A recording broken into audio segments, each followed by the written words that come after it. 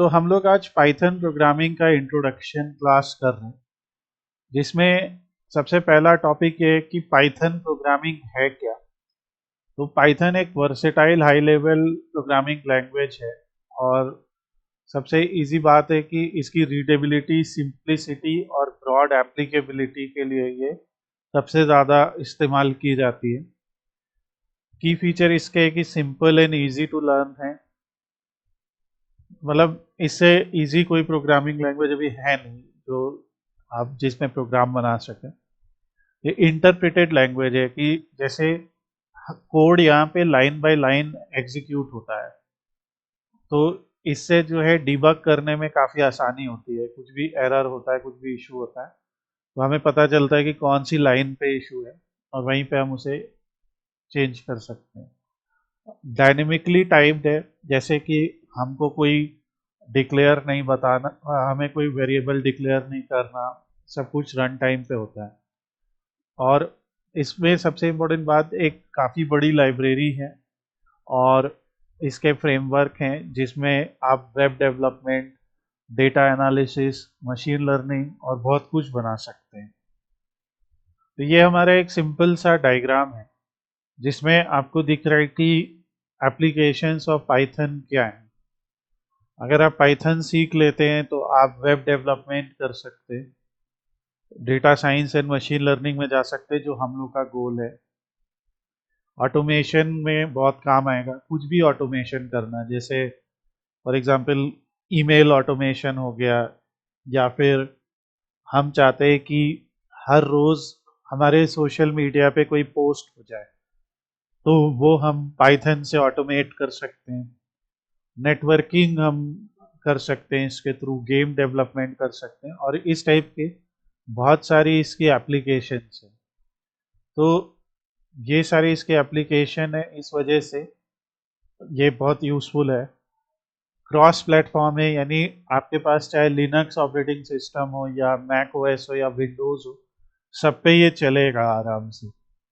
और इसमें object oriented programming का कंसेप्ट भी सपोर्ट होता है, जिसकी वजह से इनहेरिटेंस, इनकैप्सुलेशन, पॉलीमॉर्फिज्म, ये सब आता है। तो अगर आप वेब डेवलपमेंट या सॉफ्टवेयर डेवलपमेंट में ज़्यादा इंटरेस्टेड हो तो इसका यूज़ आएगा। और सबसे अच्छी बात, इसकी काफ़ी लार्ज कम्युनिटी है, और आज की डेट में जैसे चैट जीपीटी है, जेमिनी है, तो इन सब में काफ़ी अच्छा सपोर्ट है पाइथन को लेकर। तो ये अपना पाइथन प्रोग्रामिंग का इंट्रोडक्शन है। इसको इंस्टॉल करने के लिए हम लोग आइडल नाम का एक आईडीई इंस्टॉल करते हैं, और python.org पे जाके आप यहाँ से वो डाउनलोड कर सकते हैं, पाइथन जो आपका पाइथन का वर्जन होगा।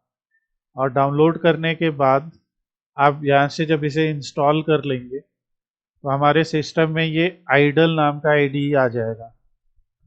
जब मैंने उसको इंस्टॉल किया तो जो लेटेस्ट वर्जन था वो 3.10 था, अभी 3.1.3 चल रहा है, 3.13 के आगे का चल रहा है। तो आपके केस में वो आएगा, तो ये 3.13.5 है।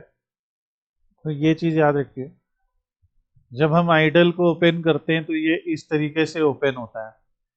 यहाँ पे आइडल में आप देख सकते हो कि एक ये 3 एरो बने होते हैं, और यहाँ पे कर्सर ब्लिंक कर रहा है, जिसका मतलब होता है आप यहाँ से प्रोग्रामिंग स्टार्ट कर सकते हैं। तो पाइथन का जो सिंटैक्स है वो सबसे इजी, हम लोग एक एक करके समझते हैं। सबसे पहले अगर हम लोग हैशटैग लगाते हैं, तो हैशटैग लगा के कुछ भी लिखते हैं तो ये कमेंट है, this is comment.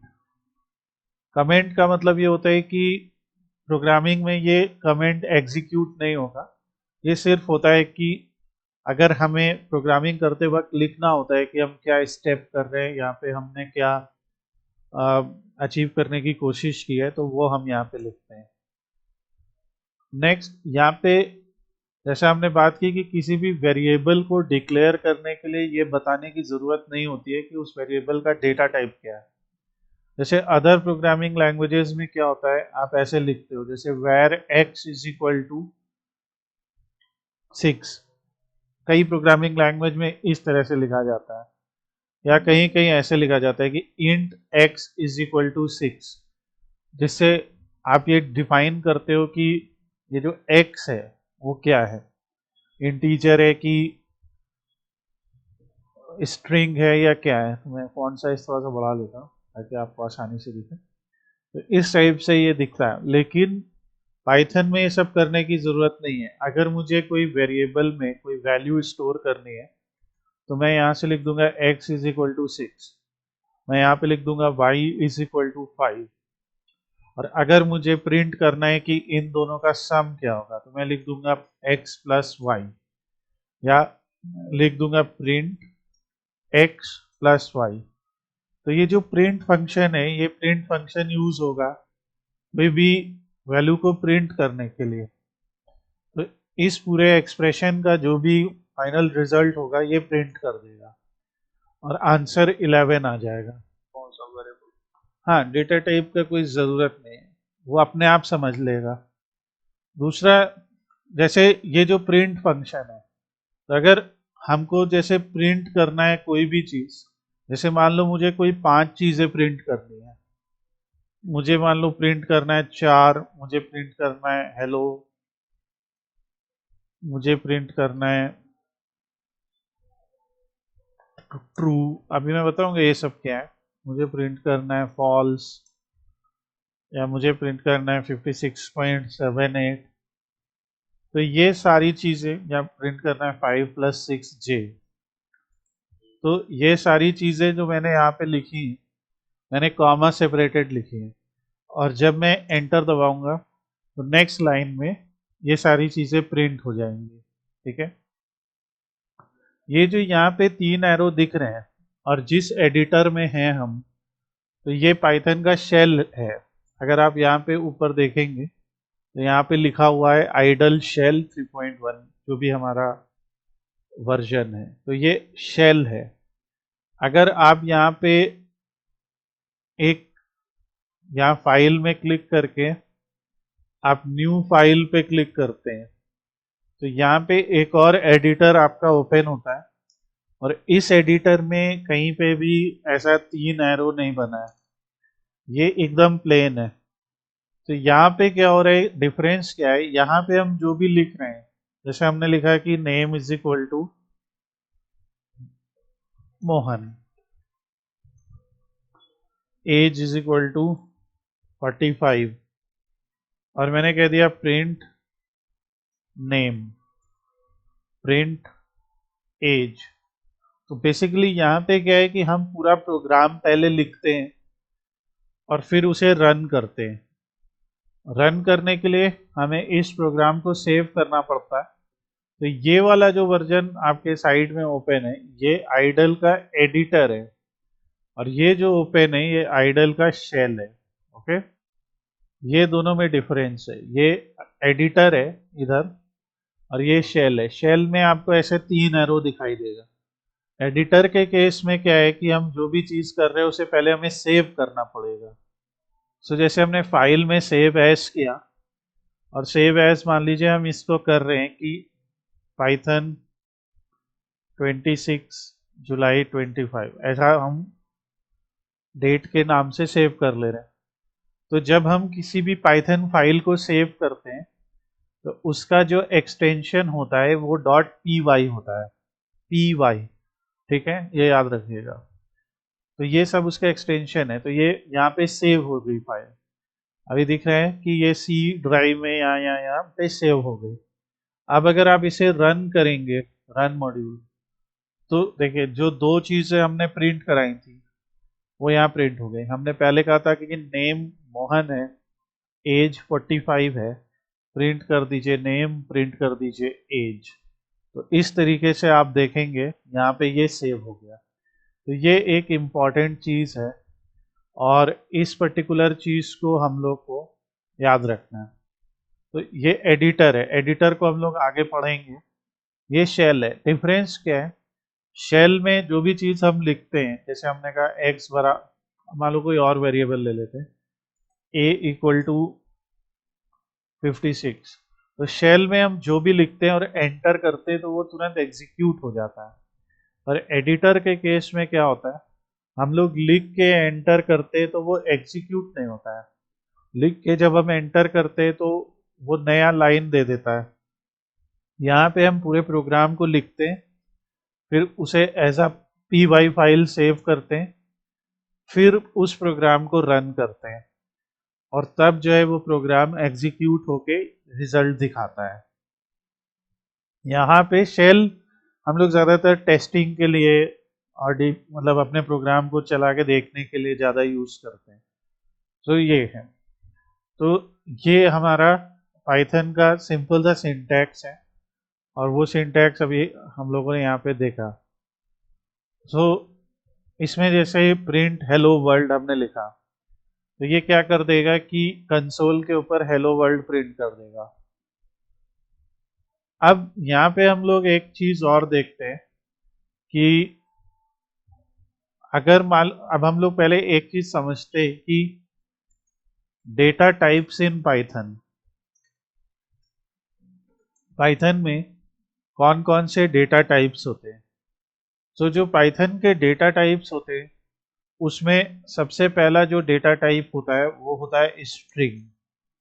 String data type, string data type का मतलब क्या होता है, अल्फा न्यूमेरिक वैल्यूज होते हैं या alpha numeric collection of alpha numeric characters. जैसे कई सारे अल्फा न्यूमेरिक कैरेक्टर एक साथ रख के अगर हम उसको लिखेंगे तो वो स्ट्रिंग होता है। एग्जाम्पल है, स्ट्रिंग के एग्जाम्पल क्या है स्ट्रिंग वैल्यूज के, जैसे नेम, किसी का नाम, सिटी का नाम, या pan card number. Pan card number में आपने देखा है नंबर भी होता है अल्फाबेट भी होता है, या फिर व्हीकल आरटीओ नंबर, व्हीकल का जो आरटीओ नंबर होता है उसमें भी आपने देखा उसमें नंबर भी होता है और उसके अंदर जो है स्ट्रिंग वैल्यू भी होती है। तो नाम, पता, एड्रेस, मतलब सब कुछ, या कोई आर्टिकल पढ़ रहे हो आप, कोई जो कुछ भी इस अल्फा न्यूमेरिक डेटा है वो सारा स्ट्रिंग कहलाता है। तो ये स्ट्रिंग है। अब एक और चीज हम समझते हैं कि वेरिएबल्स क्या होते हैं। तो वेरिएबल क्या होता है, variable is like a value holder. ये एक तरीके का वैल्यू होल्डर है। वैल्यू होल्डर मतलब ये एक ऐसा नाम है जिस नाम के अंदर हम कोई वैल्यू स्टोर कर सकते हैं। ये नाम पहले से पाइथन में डिफाइन नहीं होता है, इस नाम को हम लोग एक अपने सामने ही डिफाइन करते हैं।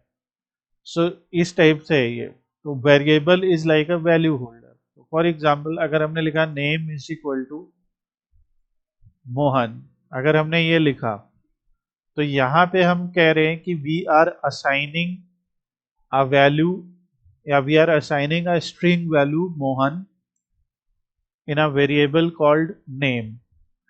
अगर हमने यहाँ पे लिख दिया उमर और ऐसे लिख दिया तो यहाँ पे ये एक और वेरिएबल है और इस वेरिएबल में हमने उमर डिफाइन किया। उमर माने age, right. Age and age हमने लिख दी 56। तो ये दूसरा वेरिएबल है। एक वेरिएबल में हमने जो वैल्यू स्टोर की है तो उस वैल्यू को हम लोगों ने डबल कोट्स में स्टोर किया है। अगर मान लीजिए मैं ऐसे लिखता हूं क्वालिफिकेशन इज इक्वल टू, और मैंने यहां पे लिख दिया बीटेक, और इस बार मैंने इसको सिंगल कोट में दे दिया, ऐसा सिंगल कोट, या फिर मैंने लिख दिया इंट्रो इक्वल टू और ट्रिपल कोट लिखा और ट्रिपल कोट के अंदर इंट्रो लिख दिया, this person is an experience professional with decades of experience और ब्ला ब्ला ब्ला, जो भी लिखते जाना है ऐसा करके। तो ये एक ट्रिपल कोट है। तो आप देख रहे हैं कि हमने यहाँ पे 3 वेरिएबल बनाए, नेम, उमर और इंट्रो। मैंने जानबूझ के ये उमर शब्द यूज किया कि आपको पता है कि जो है आपको पता लगे कि ये कोई पहले से डिफाइन नहीं है, ये वो चीजें हैं जो हम लोग एट द मोमेंट बना रहे हैं। अगर हम कहेंगे प्रिंट नेम तो वो नाम प्रिंट कर देगा। हम कहेंगे प्रिंट क्वालिफिकेशन, तो क्वाल लिख दिया तो बीटेक। और अगर हम कहेंगे प्रिंट इंट्रो, तो जो इंट्रो है वो लिख के आ जाएगा। तो बेसिकली ये स्ट्रिंग डेटा टाइप है। स्ट्रिंग डेटा टाइप में आप देख रहे हैं कि स्ट्रिंग डेटा टाइप को हम डबल कोट्स के थ्रू, सिंगल कोट के अंदर या ट्रिपल कोट के अंदर इंक्लोज कर सकते हैं, और जो है इसको हम लोग इस तरीके से प्रिंट कर सकते हैं।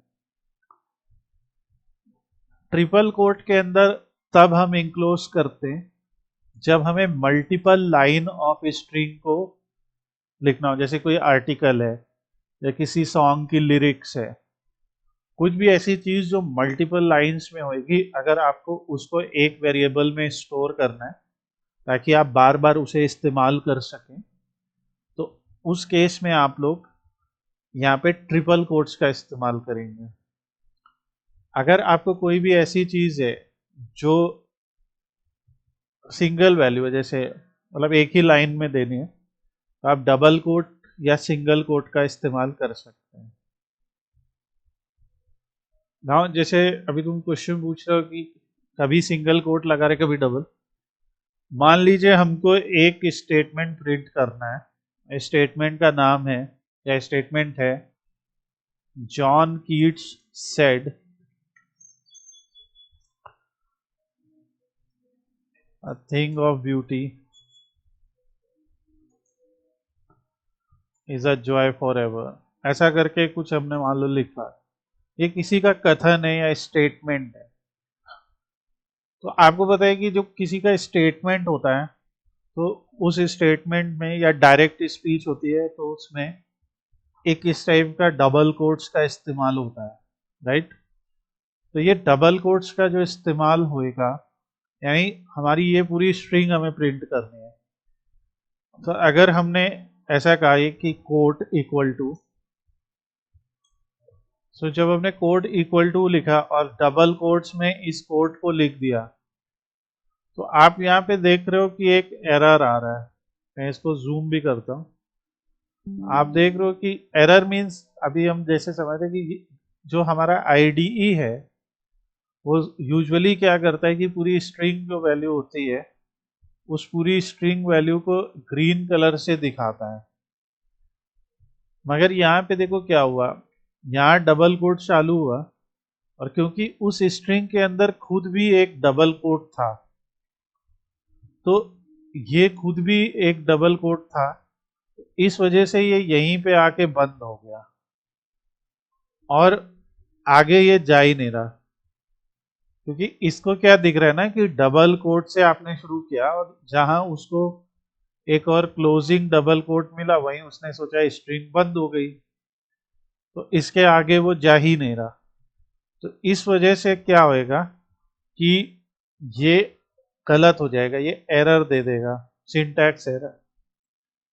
तो जब हमारी स्ट्रिंग में खुद ही डबल कोट हो और हमें उस डबल कोट को प्रिंट भी करना है, तो उस केस में एक छोटा सा ट्रिक ये है कि आप एक सिंगल कोट लगा लो। मतलब एक एग्जांपल मैं दे रहा हूं कि ये सिंगल कोट का एक एग्जांपल है। तो मतलब अब मुझे अब क्या है कि अब उसे पता लगे स्ट्रिंग यहाँ शुरू हो रही है और यहाँ खत्म हो रही है। जब इसे एंटर करेंगे एरर नहीं आया, और अगर हम कहेंगे प्रिंट कोट, तो आप देखिए जैसा हमने सोचा था एकदम वैसा ही आउटपुट आया। ठीक है।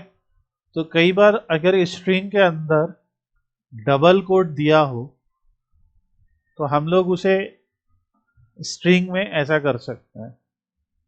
ठीक इसका उल्टा भी हो सकता है, जैसे कि लिखा है दिस इज मोहन्स बुक। ये एक स्ट्रिंग है और इस स्ट्रिंग के अंदर एक अपॉस्ट्रॉफी है। तो यही प्रॉब्लम यहाँ पे भी इशू होगी कि अगर मान लीजिए टेक्स्ट, जो हमारा टेक्स्ट है वो है दिस इज मोहन्स बुक, उसमें एक अपॉस्ट्रॉफी है, अगर हम इसे ऐसे लिखते हैं, दिस इज मोहन्स बुक, तो आप देखेंगे कि यहाँ पे एक एरर आ रहा है कि जहाँ पे अपोस्ट्रोफी शुरू हुई यहाँ पे एक बंद हो गई, तो उसे लग रहा है कि ये जो अपोस्ट्रोफी है ये स्ट्रिंग का ही पार्ट है, यहाँ पे स्ट्रिंग बंद हो रही है। इसको सॉल्व करने के लिए एक सोल्यूशन ये रहेगा, इसको डबल कोट के अंदर कर दो ये। अब अगर टेक्स्ट को प्रिंट करेंगे, और बाय द वे हम बिना प्रिंट के भी प्रिंट कर सकते हैं, पर ये केवल शेल में ही होगा।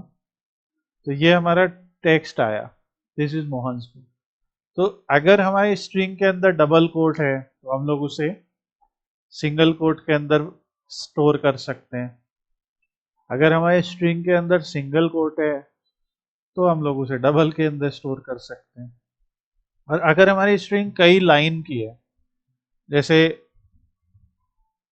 मान लीजिए कि एक हमने यहाँ पे स्ट्रिंग बनाई कि यहाँ पे हमने ये कहा एक लाइन बनाए, जैसे हमने कहा नेम इक्वल टू और एक लाइन बनाए, या ऐसे कहा कि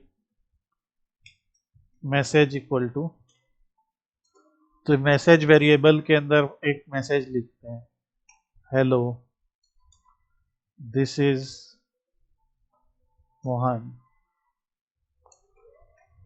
आई am good, how are you, it was nice, ऐसा करके मान लो कुछ है। तो इस टाइप की स्ट्रिंग को अगर हम लोग ऐसे डबल कोट के अंदर देंगे तो एरर आएगा, क्योंकि ये मल्टीपल लाइन है, ये कई लाइन की स्ट्रिंग है ना, इसमें और लाइंस भी हो सकती हैं। तो जब मल्टीपल लाइंस की स्ट्रिंग होगी तो उसके लिए ट्रिपल कोट का इस्तेमाल होता है, ट्रिपल कोट। और यहाँ ट्रिपल कोट जो होगा वो यहाँ पे ऐसे लिख देंगे। तो जब आप देख रहे हो कि ट्रिपल कोट से शुरू हुआ और ट्रिपल कोट पे ख़त्म हुआ, तो यहाँ पे जो हमारा मैसेज हुआ, अब अगर हम उस मैसेज को प्रिंट करेंगे तो यहाँ देखिए अपने आप आ गया। और ये जहाँ जहाँ पे हमारी नेक्स्ट लाइन आई है वहाँ पे देखो क्या आ रहा है, backward slash N, backward slash N. तो ये बेसिकली ये कैरेक्टर जब आता है तो दैट मीन्स कि यहाँ पे लाइन चेंज हुई है, तो उसका भी टेंशन नहीं लेना, ये सब आगे भी समझेंगे। बट जो रूल आप लोग को याद रखना है कि स्ट्रिंग जो है वो अल्फा न्यूमेरिकल कैरेक्टर्स होते हैं, और अल्फा न्यूमेरिकल कैरेक्टर्स का एक कलेक्शन है स्ट्रिंग वैल्यू। ये स्ट्रिंग वैल्यू हम लोगों ने सीक्वल में भी पढ़ी, ठीक वही चीज़ है। जैसे किसी का नाम, सिटी का नाम, pan card number, vehicle RTO number, ये सब स्ट्रिंग है। नेक्स्ट हमने पढ़ा वेरिएबल क्या होता है। वेरिएबल एक वैल्यू होल्डर है। वैल्यू होल्डर का मतलब है कि ये एक तरीके का नाम है, इस नाम के अंदर हम लोग एक वैल्यू को स्टोर करते हैं। ये है नाम, ये है वैल्यू। इसी तरह जैसे हमने एक वेरिएबल बनाया उम्र, उसके अंदर हमने वैल्यू स्टोर की 56। एक वेरिएबल बनाया क्वाल, उसके अंदर वैल्यू स्टोर की बीटेक। तो एक नाम बनाया इंट्रो। तो ये चार जो हैं ये चार वेरिएबल हैं, नेम, उम्र, क्वाल, इंट्रो, ये चार वेरिएबल हैं। इनमें से सभी के, इसको छोड़ देते हैं, बाकी जिनके अंदर भी आपको ये ग्रीन कलर दिखाई देगा जो कि आपको आइडल दिखाएगा, तो basically double quote, single quote या ट्रिपल कोट के अंदर अगर आपने उस वैल्यू को लिखा है तो वो वैल्यू एक स्ट्रिंग वैल्यू कहलाती है। स्ट्रिंग यानी अल्फान्यूमेरिकल वैल्यू। अब डबल कोट का इस्तेमाल हम कहाँ पे करते हैं? डबल कोट का इस्तेमाल वहां पे कर सकते हैं जहां पे हमारी स्ट्रिंग के अंदर कोई अपॉस्ट्रोफी हो, या स्ट्रिंग के अंदर अगर कोई डबल कोट नहीं है तो हम डबल कोट का इस्तेमाल कर सकते हैं। पर जैसे यहाँ पे आप देख रहे हैं इस लाइन के अंदर ही डबल कोट है, इस लाइन में खुद ही में डबल कोट है, तो इसलिए यहाँ पे अगर हम डबल कोट के साथ इस स्ट्रिंग को लिखेंगे तो एरर आएगा। तो इसलिए ये पर्टिकुलर एरर बचाने के लिए हम लोग इसे सिंगल कोट में लिख देंगे। और फाइनली अगर किसी स्ट्रिंग में कई लाइन्स हैं, जैसे वो एक आर्टिकल हो सकता है, एक लिरिक्स हो सकती है, कुछ भी हो सकता है, मल्टीपल पैराग्राफ्स हैं, तो अगर कई लाइन्स हैं तो उसको स्टोर करने के लिए या उसको लिखने के लिए हम लोग ट्रिपल कोट का इस्तेमाल करते हैं। तो ये हमारा जो है ट्रिपल कोट का एग्जाम्पल है। नाउ अब नेक्स्ट चैप्टर में हम लोग पढ़ेंगे कि ये वेरिएबल्स को डिफाइन करने के क्या रूल्स हैं, उस पे बात करेंगे। तो अब नेक्स्ट चैप्टर